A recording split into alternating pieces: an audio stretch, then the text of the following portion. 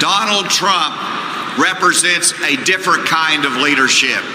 He is exactly the kind of transparent, straight-talking leader America needs right now. I do not believe that Donald Trump should be the next president of the United States. I think he's had his opportunity there.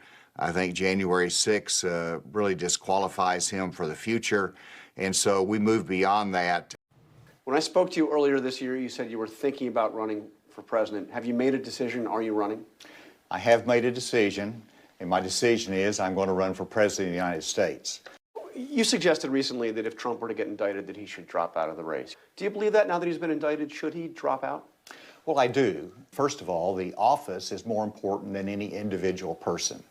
And so for the sake of the office of the presidency, I do think that's too much of a sideshow and distraction, and he needs to be able to concentrate on his due process, and there is a presumption of innocence.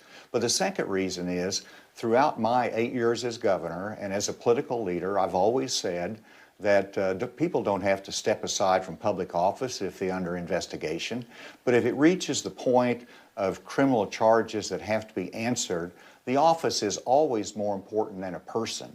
Do you trust this process in New York? Do you think he can get a fair trial, a fair hearing in New York? Well, the important thing is that the grand jury found probable cause. And that's the standard for any criminal charges in our society. And then the presumption of innocence follows you. And then there's a trial and the determination of guilt or innocence.